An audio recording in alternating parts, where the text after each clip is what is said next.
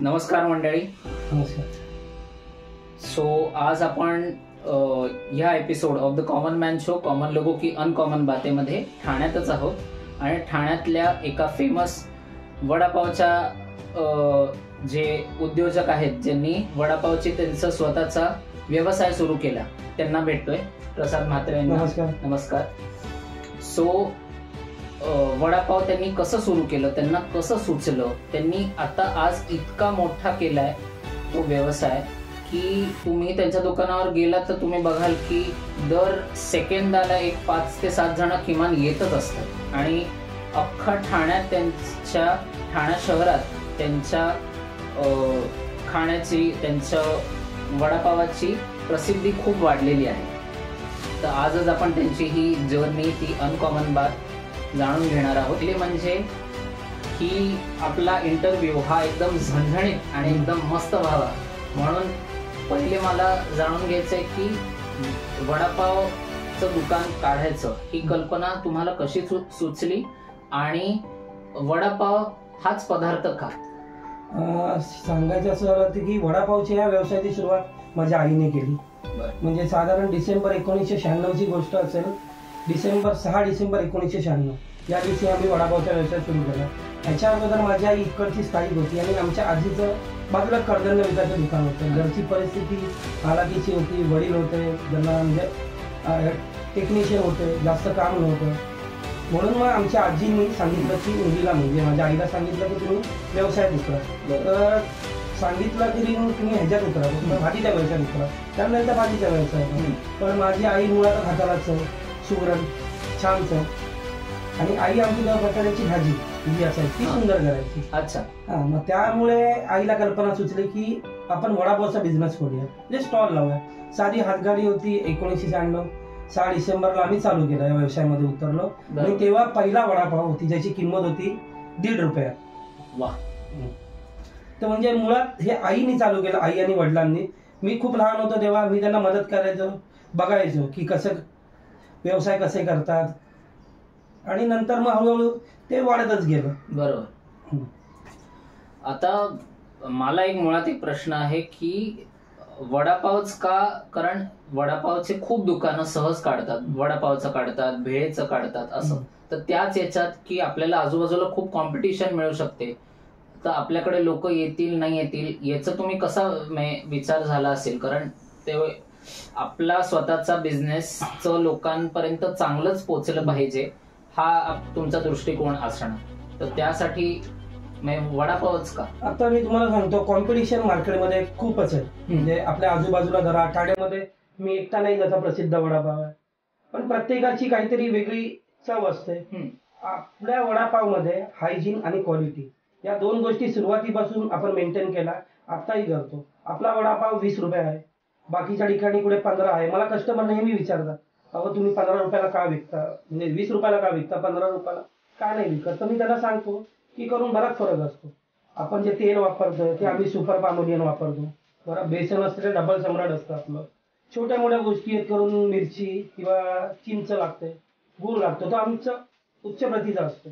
त्यामुळे क्वालिटी आणि प्राइस ह्या गोष्टी एकत्र चालू शकत नाही. बरोबर. आणि राहिलं कॉम्पिटिशनमुळे आपली गुणवत्ता वाढते. त्यामुळे कॉम्पिटिशन असणं सध्याच्या घडीला खूप महत्वाचं आहे. मी कॉम्पिटिशन कधी मानत नाही. मी फक्त एवढं की बाबा मला लोकांना काहीतरी चांगलं देता येईल ते देतो. बरोबर.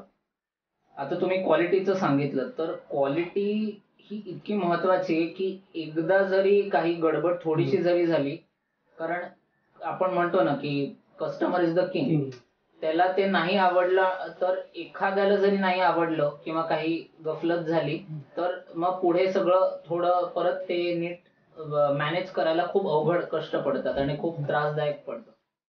तर ती क्वालिटी एन्श्योर करण्यासाठी तुम्ही काय काय बारीक सारी गोष्टी इम्प्लिमेंट केल्या, काय काय चेक केलं? मी सांगतो, मी जेव्हापासून या व्यवसायात उतरलो म्हणजे माझे शिक्षण चांगलं झालेलं आहे, ग्रॅज्युएट आहे. माझ्याकडे परत फायनान्सचे एक कोर्स केला, म्हणजे डिग्री ऑलमोस्ट. तर असं आलं की मी या व्यवसायामध्ये जास्त रस नव्हता. आई वडिलांना मदत करायचो, एक म्हणजे खिशामध्ये थोडे पैसे हवेत, आई वडिलांना मदत म्हणून या व्यवसायात उतरलो. आणि असं लॉकडाऊन मध्ये सर्वांच लोकांचीच कामं गेली, सर्व लोकांना त्रास झाला. तर काय झालं, लॉकडाऊन मध्ये आईला जमलं नाही, माझ्या वडील आजारी होते. मग त्यानंतर मी हा बिझनेस वाढवला. पण तुम्ही म्हणता का क्वालिटी हे खूप महत्त्वाचं, बारीक सारीक गोष्टीकडे लक्ष दिलं पाहिजे. आता डोक्यामध्ये आपण म्हणतो ॲप्रॉन घालतो किंवा कॅप घालतो, एखादा बारीकसा केस जरी गेला तरी कस्टमर चांगलं असेल तर कस्टमर सांगणार नाही, पण जेव्हा एखादी कंप्लेंट असेल तर आजूबाजूला 4 लोकांना असतात. त्यामुळे क्वालिटी आणि हायजीन या 2 गोष्टी मी तंतोतंत बघतो. परत राहिलं आता वडापावची चटणी धरा तुम्ही, ती बारकाईने माझी अजून आईच बनवते सर्व. मग त्यामध्ये तुम्ही म्हणा की इन्ग्रेडियंट्स तुम्ही म्हणत होते आता की क्वालिटी कशी तुम्ही मेंटेन करता, प्रत्येक गोष्टीकडे आपण बारीक सारीक गोष्टीकडे लक्ष दिलंच पाहिजे. की आज मी दुसऱ्या माणसांच्या हातात देऊन मला जमणार नाही. आणि अजून एक महत्वाचं सांगायचं गेलं मला की आता आपण जो व्यवसाय करतो वडापावचा, बेसन, तेल, बऱ्याच गोष्टी त्या उच्च प्रतीच्या क्वालिटीच्या वापराव्या. साधारणतः मी तुम्हाला मगाशी म्हटलं होतं एक की करून बेसनामध्ये पण 2 प्रकार आहेत. एक आपलं सम्राट बेसन आहे आणि दुसरं सफेद वाटाण्याचं बेसन येतं. आम्ही ते वापरत नाही, आम्ही चांगलंच बेसन वापरतो, जेणेकरून आमची गुणवत्ता पण चांगली होते आणि लोकांना चांगलं खायला मिळतं. बरोबर. आता इन्ग्रेडियंट्स, आता तुमचं कसं आहे की एक तुमचं जो तुम्ही वडापाव ही एक पेरिशेबल आयटम आहे आणि वडापाव बनवण्यासाठी ज्या ज्या गोष्टी वापरतात त्या सुद्धा पेरिशेबल आयटम आहे. त्यामुळे ते क्वालिटी तर आहेच, पण आता कसं आहे शेतकऱ्यांनी प्रोटेस्ट केले किंवा काही केलं किंवा काही गोष्टी बदलल्या तर त्यांचं प्राइसेस रेट खूप पटापट बदलतो. आणि एकदम बदलला, कांदा बटाट्याचा तर सारखाच बदलत असतो आणि कांदा बटाटा हे तुमच्या ह्याच्यात खूप मोठं गोष्ट आहे.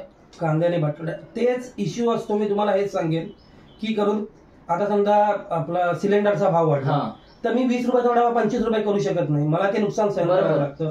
आता बटाट्याचा कधी भाव वाढतो, कांद्याचा भाव वाढतो, बेसनचा भाव वाढतो, पण त्यामुळे आपण भाव वाढू शकत नाही. ते तर आहेच, पण मग तुम्ही ते कसं प्लॅन कसं करतात की तुम्हाला सुद्धा कमीत कमी नुकसान हो पण तुम्हाला 20च्या 25 पण नाही करता येणार, तेही अवघड आहे.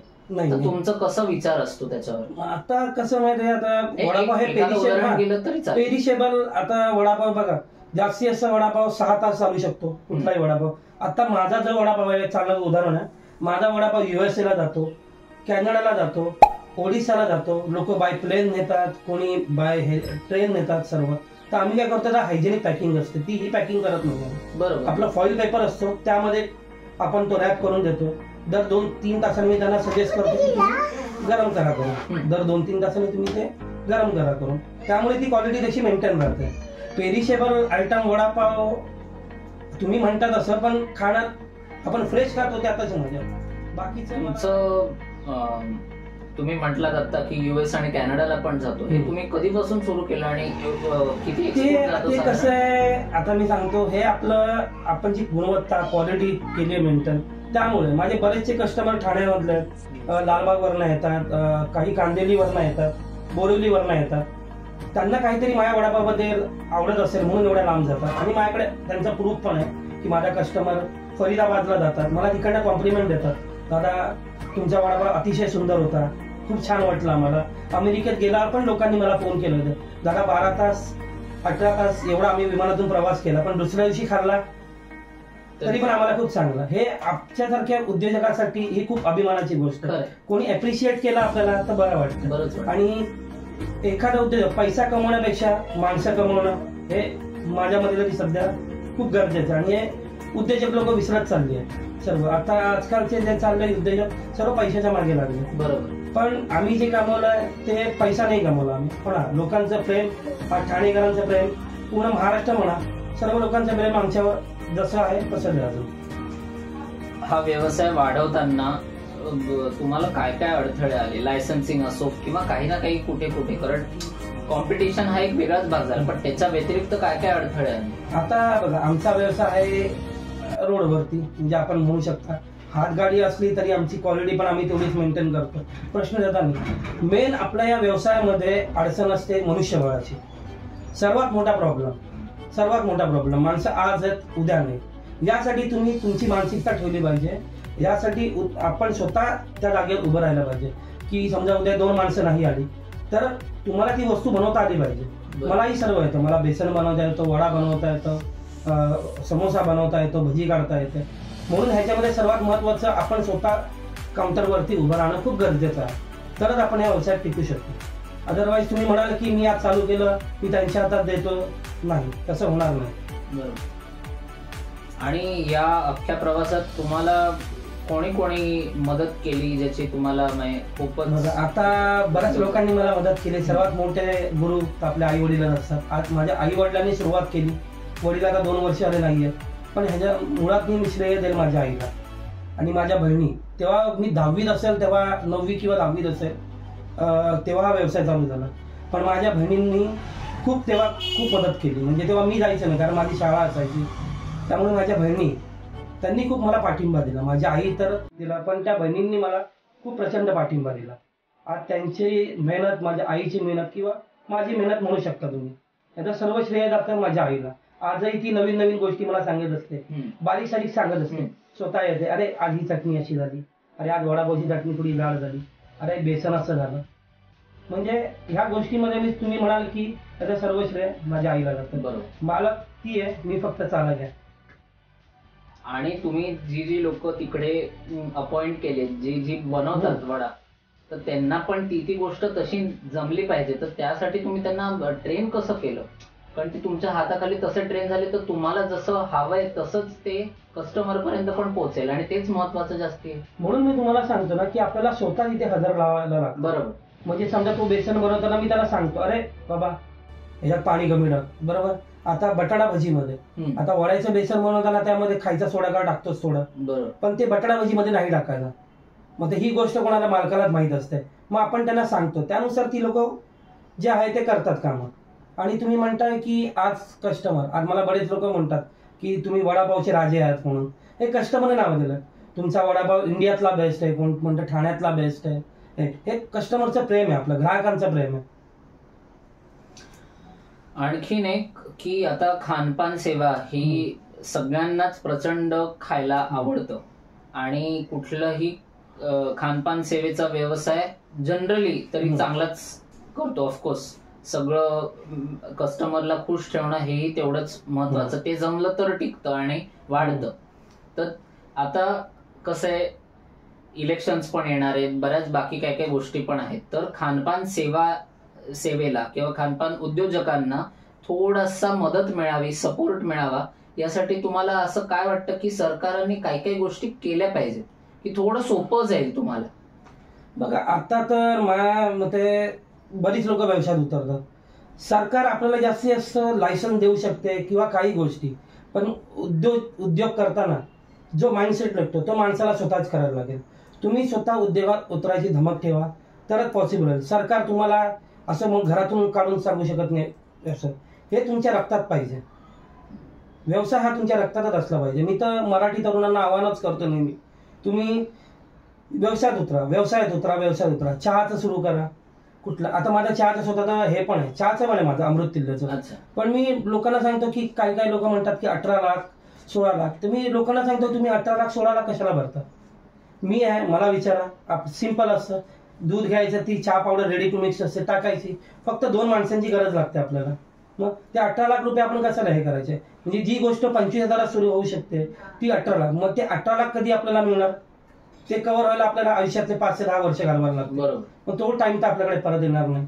त्यामुळे मी आता बरंच सांगतो लोकांना, मदतही करतो. कोणी आले, बरीच लोक म्हणतात सर आम्हाला तुमच्यासारखा व्यवसाय करायचा. हा, मी म्हणतो ठीक आहे, मी सांगतो. हा, मी माझे चार्ज घेतो. मी कुठली गोष्ट फुकट करत नाही, कारण आपण जर कोणाला फुकट करून दिलं तर ते आपली कदर करणार नाही. हा, समजा एखाद्या माणसाला मी पैसे घेतले, तो म्हणेल हा माझे इथे पैसे गुंतले, त्यामुळे तो मेहनत करेल. उगाच मी त्याला फ्री ऍडवाइस दिले, तो म्हणेल जाऊन द्या, यांनी फ्रीज दिलं. त्यामुळे आणि मी तेच सांगतो आता की मी जास्तीत जास्त लोकांना सांगतो, आवाहन करतो की व्यवसायात उतरा.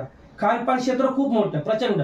कारण लोक सकाळी उठल्यावरही खातात, दुपारी खातात, संध्याकाळी खातात. जगात 2 प्रकारची लोक असतात, मी नेहमी मानतो. एक चविष्ट माणसं असतात आणि दुसरी पैशाकडे बघणारी असतात. त्यामुळे माझ्याकडे जी येतात ते चवीसाठी येतात. मला कुठलाही कस्टमर अजून बोलणार तुमचा वडापाव 20 रुपये, खालचं दुसरीकडे 16 रुपये, काही नाही. कुठल्याही कस्टमरची अद्याप मला अशी कंप्लेंटही आली नाही, काही नाही. कारण मला असं वाटतं की माझी ती गुणवत्ता, आमचं हायजीन, हे सर्व आम्ही मेंटेन करतो. त्यामुळे लोक लांबून येतात. आता मी तुम्हाला मगाशी म्हटलं, लोकांनी आम्हाला हे उपाधी दिली, वडापावचा राजा, वडापाव किंग म्हणतात आम्हाला. कस्टमरचं हे प्रेम आहे आमच्याकडे. आणि मी तुम्हाला आता मगाशी तुम्ही विचारत होते खानपान क्षेत्र प्रचंड प्रचंड संधी आहे त्याच्यामध्ये, प्रचंड. फक्त माणसाने या संधी शोधला पाहिजे. तुम्ही घरी बसून व्यवसाय होणार नाही. व्यवसायात उतरा लागला तर आम्ही आहोत मदत करायला, तुम्हाला दाखवावे लागेल. ते रक्तात म्हणतो की रक्तातच. तुम्ही म्हणाल की आज मी व्यवसाय खोलला आणि लांब उभे राहिला तर काही होणार नाही. तुमचा व्यवसाय जसं आहे तसं. बघा आता मी व्यवसाय कसा वाढवला. आता पहिले आमच्याकडे वडापाव होता, नंतर भजी चालू केली, नंतर समोसा केला. आज आमच्याकडे हे आमच्या स्वतःच आहे, लिंबू सरबत आहे. छोट्या छोट्या गोष्टी हे आम्ही स्वतः बनवतो. आम्ही मार्केटमधून कुठला विकत सिरप आणत नाही, स्वतः बनवतो. त्यामुळे तुम्हाला वेळेनुसार अपग्रेड होणं खूप गरजेचं आहे. म्हणजे आपण वेळेनुसार प्रत्येक गोष्टी बदलल्याच पाहिजेत, तर तुम्ही या कॉम्पिटिशन मध्ये टिकून राहाल मला वाटतं. आणि आता कोविडच्या काळात सगळ्यांचं व्यवसाय बंद झालेला. काही काही लोकांनी शेवटी काय सुरू केलं की घरपोच ते पोचवायचे, फक्त डिलिव्हर करायचे. ऑर्डर केले की बर्थडे पार्टीज असो, काही इम्पॉर्टंट इव्हेंट असो, घरातल्या घरात म्हणजे तुम्ही पोचू शकाल आणि लोकांना पोचेल. तर तुम्ही तसंच केलं, कसं केलं? कारण प्रत्येकाने वेगळ्या वेगळ्या स्वतःला अडॅप्ट करायचा प्रयत्न केला. कोविडने आम्हाला एक शिकवलं की बदल करणं खूप गरजेचं आहे, स्वतःमध्ये बदल करणं. मग आम्ही स्वतःमध्ये बदल केला. आम्ही थोडं आमचे प्रोडक्ट्स वाढवले. पहिले आमच्याकडे लिमिटेड प्रोडक्ट्स होते, फक्त आम्ही वडापाव विकायचो. मग नंतर आम्हाला समजलं की लोकांची गरज दुसरी आहे, भजी पाहिजे. मग आम्ही बटाटा भजी चालू केली, नंतर समोसा चालू केला. आम्ही समोसा स्वतः बनवतो, बाहेरून आणत नाही. कुठली गोष्ट आपली इथेच बनवतो. कोविडनी खूप गोष्टी शिकून गेला. कोविडमुळे असं वाटतं की व्यवसाय ठप्प झाले, हे झाले. पण मला असं वाटतं कोविडच्या नंतर उलटा मी माझा व्यवसाय वाढवला. ही माझ्यासाठी अभिमानाची गोष्ट आहे. लोकांच्या गरजा चवी ओळखता आल्या मला. त्यानुसार मी स्वतःमध्ये आमच्या वडापावच्या थोड्या चटणीमध्ये बदल केलेत. आता पहिले आमचा सुप्रसिद्ध, आमचं नाव आहे ठाण्यातील 3 चटणीवाला सुप्रसिद्ध वडापाव. आता आम्ही अजून एक चटणी, कस्टमरची ओळख, जिभेची ओळख ओळखली आणि आम्ही आता नारळाची चटणी चालू केली. या छोट्या मोठ्या गोष्टींकडे लक्ष देणं खूप गरजेचं आहे. आता तुम्ही म्हणता कस्टमर किंग. हो, कस्टमर किंग तो आहे तर आपण आहे. कस्टमर टिकला तर आपला व्यवसाय टिकणार. आणि शेवटचा प्रश्न म्हणजे आता पुढच्या कोविडने आपल्याला अजून एक शिकवलं की आपण कितीही वर्षभराचं जरी ठरवलं तरी कोविड सारखी गोष्ट झाली तर आपलं पुढच्या एका दिवसाचं पण प्लॅनिंग विस्कटू शकतं. तर 1 वर्ष तर खूप पुढची गोष्ट आहे. तरीही बिझनेस साठी ग्रोथ ही महत्वाची. त्यामुळे माझा हा प्रश्न आहे की पुढचे 5 वर्षचं तुमचं आउटलुक काय? तुम्ही काय विचार साधारणपणे केले? माझं कसं आहे, माझं वैयक्तिक आहे. बघा आता मला ना वडापावला ओळख द्यायची नवी, की आता तुम्ही साऊथला गेलात तर साऊथची इडली फेमस आहे, पंजाबला गेला पंजाबची लस्सी. तसं मला वडापावला एक महाराष्ट्राची ओळख करून द्यायची की म्हणजे महाराष्ट्रीयन व्यंजन खोललं तर वडापावचं नाव सर्वात पहिले आलं पाहिजे. आणि तुम्ही पुढची 5 वर्ष म्हणताय पुढं, म्हणजे मी नक्की विचार केला. आता मला बरेच लोक म्हणतात तुम्ही फ्रँचायझी देता का, हे करता. मी लॉकडाऊन आपला 2019ला लागला असेल. मी 1 मार्चला एक इव्हेंट घेतलं होतं फ्रँचायझीसाठी. मला महाराष्ट्रातून पूर्ण म्हणजे देशातून 353 कॉल आले होते. म्हणजे 353 लोकांनी, ओरिसा, पंजाब, लुधियाना इकडच्या लोकांनी माझी इन्क्वायरी, फेसबुकला अजूनही पेज असेल माझं ते, म्हणजे मी सांगितलं होतं की फ्रँचायझी देत होतो मी. प्रचंड रिस्पॉन्स होता, सर्व होतं, इव्हेंट झालं चांगलं, बरीच लोक तयार झाली, मी सर्व तयारी केली होती आणि नेमका कोविड लागला. माझं आर्थिक नुकसानही खूप झालं परत, पण मी खचलो नाही. मी पुन्हा उभा राहिलो. वडापावचा व्यवसाय आता मी वाढवलाय आणि आता तुम्ही म्हणताय तर माझं तेच प्लॅनिंग आहे. मला म्हणजे संपूर्ण महाराष्ट्रभर मला माझा वडापाव न्यायचा. तर आता तो कसा न्यायचा त्यासाठी मी एक इव्हेंट ठेवणार आहे. आता माझं फ्रँचायझीचा मॉडेल माझं रेडी आहे, सर्व वर्कआउट केलेलं आहे. म्हणजे माझ्या पुढच्या 25 वर्षात, म्हणजे पुढच्या 5 वर्षात माझ्या 25 शाखा तरी झाला पाहिजे, हे माझं टार्गेट आहे. म्हणजे एका वर्षात 5 शहरामध्ये मला माझा व्यवसाय खोलायचा, जेणेकरून हा व्यवसाय खोलल्यावर कसं होईल, रोजगार पण निर्मित होणार लोकांना, बऱ्याच लोकांना. तर मी तेच सांगतो लोकांना, चालक होण्यापेक्षा एखाद्या गोष्टीचे मालक बना. त्यासाठी व्यवसायात उतरा तुम्ही, माझं हेच म्हणणं आहे, दुसरं काही नाही. आणि माझं वैयक्तिक टार्गेट मी तेच ठेवलं की मला प्रत्येक शहरामध्ये तरी माझं वडापावचं आउटलेट, म्हात्रे वडापाव, हे खोलायचं आहे मला. Thank you. So this is it from this episode of the common man show, common लोक की अनकॉमन बाते. मला कमेंट्समध्ये नक्की सांगा की तुम्हाला म्हात्रे वडापावच्या दुकानावर तुम्ही नक्की जा, वडापाव खा, तुम्हाला नक्की आवडेल. मला कमेंट्समध्ये नक्की सांगा की तुम्हाला म्हात्रे वडापाव आवडला का, तुम्ही किती वर्षापासून म्हात्रे वडापाव एन्जॉय करता आहात, तुमच्या काय आठवणी आहेत. तुम्हाला हा व्हिडिओ आवडला असेल, हा इंटरव्ह्यू आवडला असेल तर ते सुद्धा तुम्ही कॉमेंट्समध्ये मला मेन्शन करा. See you soon in the next episode. Thank you so much.